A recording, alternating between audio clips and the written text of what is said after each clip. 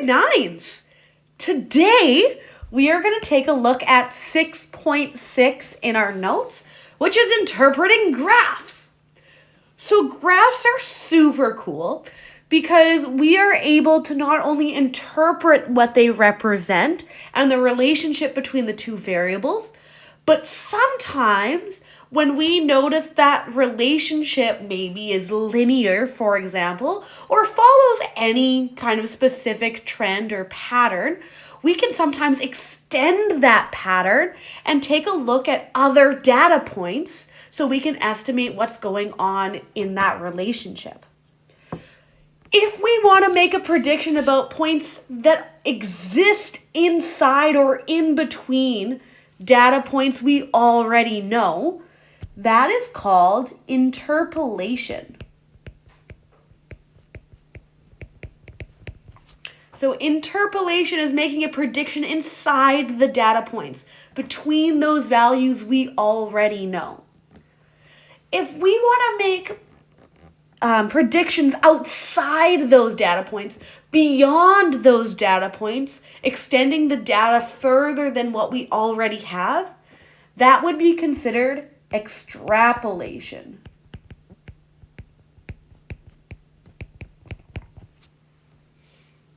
So interpolation is inside the data points we have, and extrapolation is we get extra data points as we extend the graph. So we're going to take a look at a couple of examples and we'll use interpolation and extrapolation in practice. So here we have example 1. A student council in Winnipeg is holding a car wash to raise money for cancer research. Jim made this graph to show how much money they might earn. How much money will they earn if they wash 70 cars? So first thing to kind of consider is let's take a look at the graph. Along our independent axis or x-axis, we have the number of cars. And along our y-axis, our dependent variable is our earning in dollars.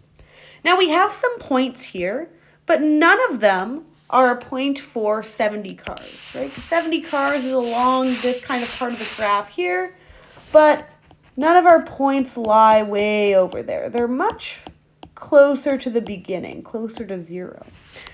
We have a point as far as 50. We have a point at 20, a point at 10, a point at 15.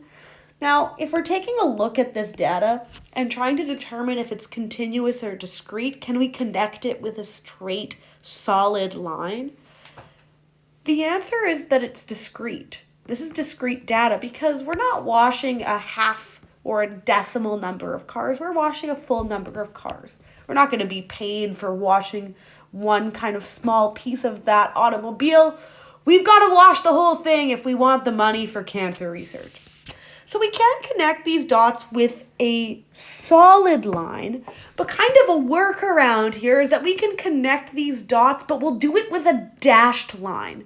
And if we do it with a dashed line, that still implies that the data is discrete, not all of the in-between values count, but that we can use that data to kind of guess other data points, estimate other data points, interpolate, extrapolate other data points to kind of make our best prediction of where things go. So I'm going to draw a line. Make sure to use a ruler.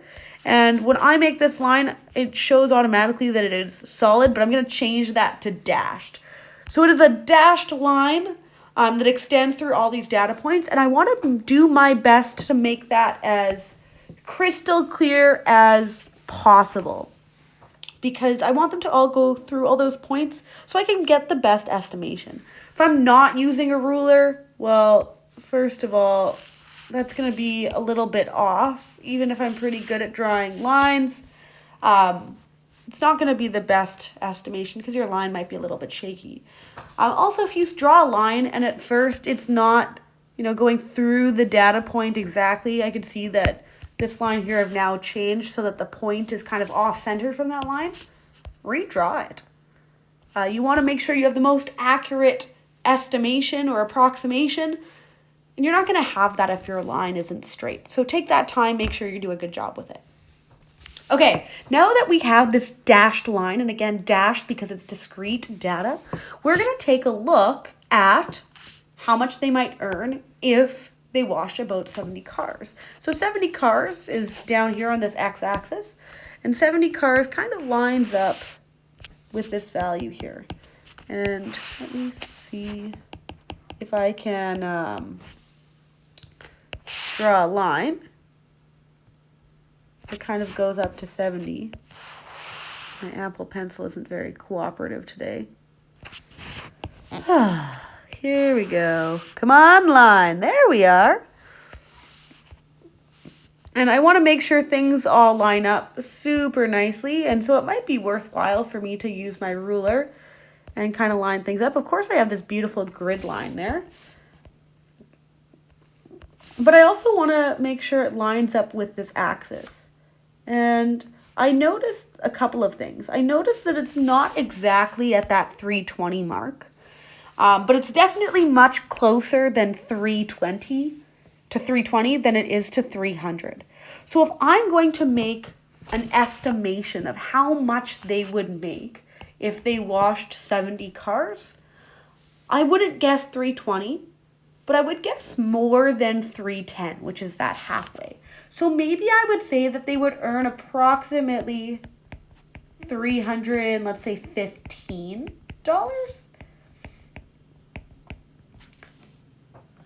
So we don't know this for sure because the graph has points that are a little bit hard to read because the numbers are getting big, we're estimating things, but we could do a pretty good job, especially if our lines are straight.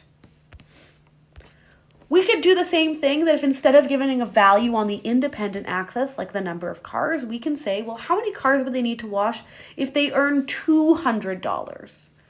So I can take a look at $200 and go, okay, well, they would have to wash cars that line up with kind of that point there.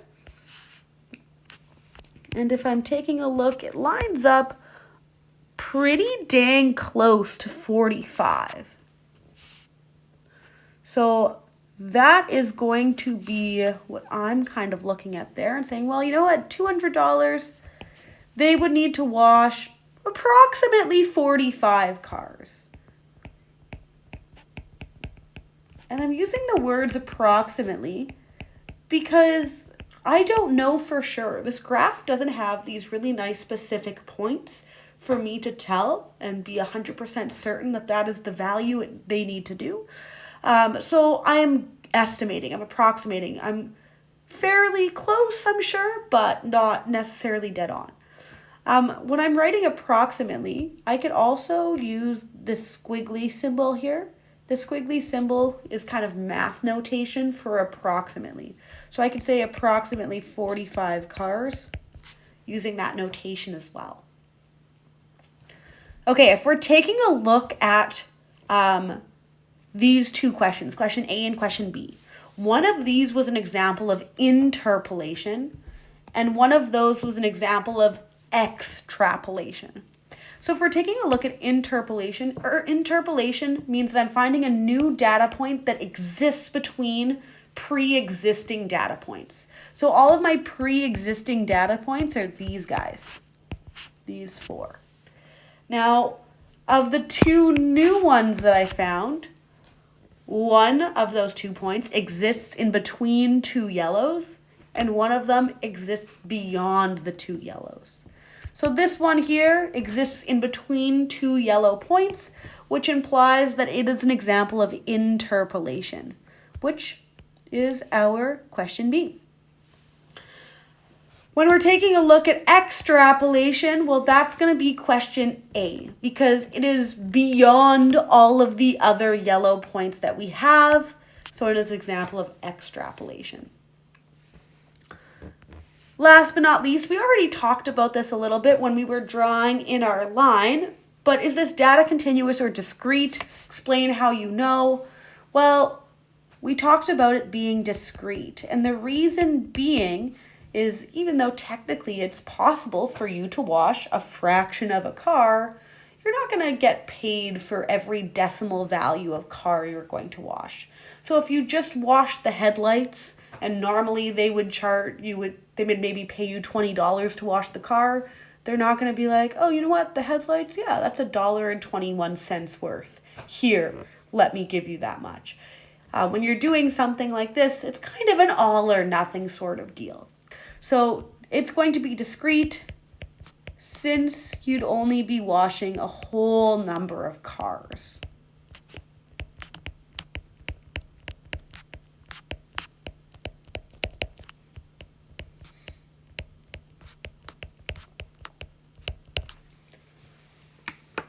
All right, if you are still writing things down, that is A-okay. Maybe if we could get someone to pause the video really quick so that everyone can make sure that everyone is on track, has all the information down. Here, I'll zoom out here. So now we have everything on screen. Take a couple seconds, pause this, and when you are done, unpause, and we'll do the next example. Welcome back. So glad you're here. Example 2. Life is pretty good. Okay, we've got Sid. He is a hot tub repair technician. He is draining a hot tub that has 1,800 liters of water inside of it. The process is shown in the graph to the right. So this linear relationship there is going to represent the volume of water going down over time. Something that, if you remember us talking about yesterday in class, we talked about rate of change. If I had to guess if this rate of change would be a positive number or a negative number, hopefully you remember that we would think it's going to be negative if we calculated it. And that's because we can see that the line is going down. It's decreasing as we move from left to right. So just a fun little reminder here. Okay, step 1. Is the data continuous or discrete? Explain how you know. Think about it. What would it be? How would you know? Pause the video. And unpause. Okay, this data would be continuous. And I know that for 2 reasons. Reason number 1 is they drew the line for me, and it is a solid line. So I'm going to write that. Continuous, the line connecting the points is solid. The data points is solid. But let's say we weren't sure if the person showing us this graph was reputable or not. We don't know if maybe they made the mistake of connecting the dots. The other way that we know is by looking at our 2 variables. We've got time and we've got volume.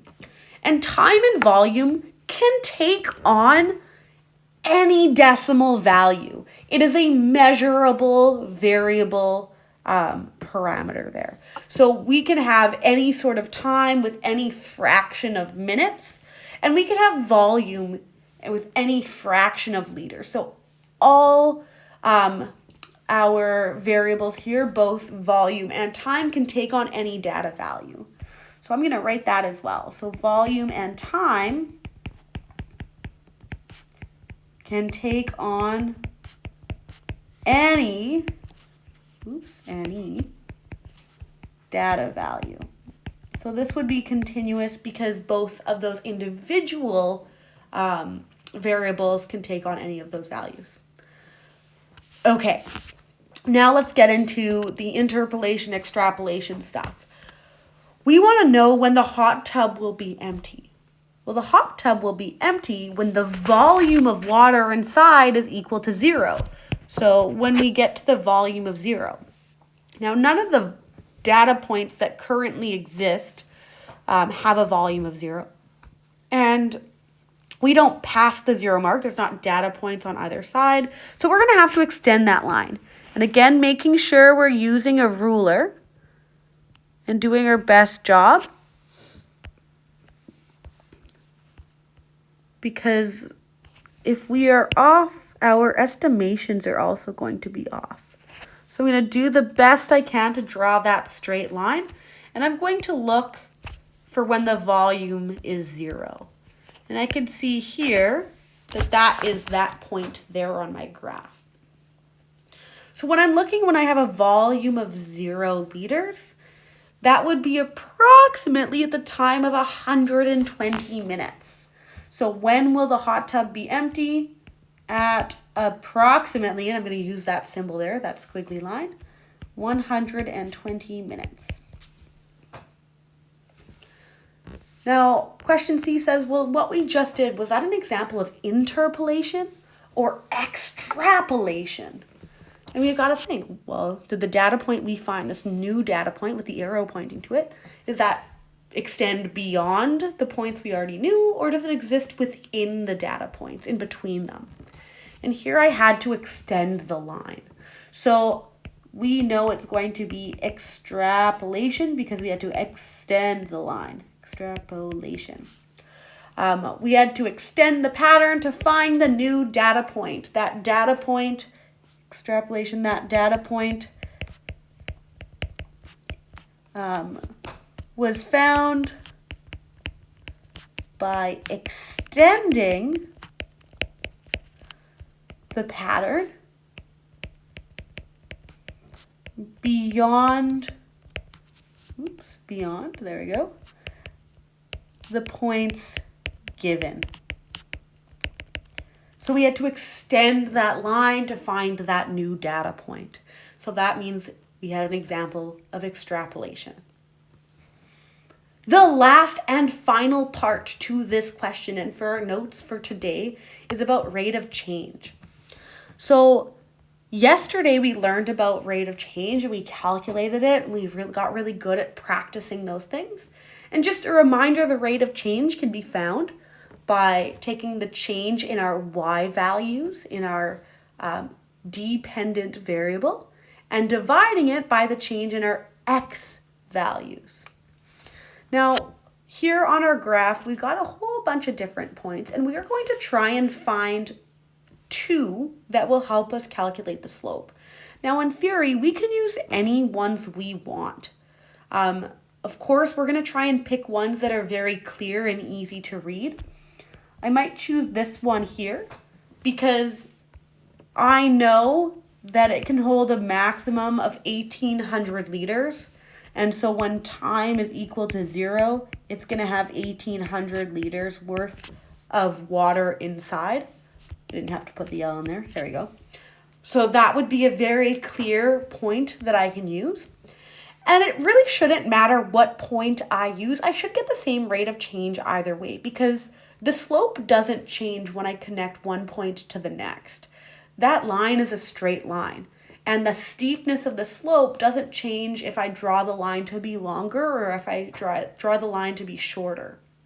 So I can pick any one. I'm going to be honest here, I'm not going to pick this one. And the reason I'm not going to pick it is because even though I know that x value is 60, I'm just guessing what this y value is. It looks like maybe it could be 900, but I'm not 100% sure because it's not on that grid line. So I'm going to choose a second point that exists on a grid line. So maybe I'll choose this one here. I could also have chosen this one here. There's really no preference. They both exist on like a nice intersection of grid lines. So this point here is going to be 40 and 1200. All right. As we mentioned before, our rate of change, we are expecting this value to be negative, right? Because we talked about the slope being decreasing, going down as we move from left to right across the graph. So I'm kind of expecting my final answer to be negative. If I don't get a final answer to be negative, I'm probably going to consider that to be a red flag and go back and double check my calculations. Okay, so rate of change is my change in y. My y coordinates are that 1,800 and that 1,200. It doesn't matter which one we put first. So let's say I put 1,800 first.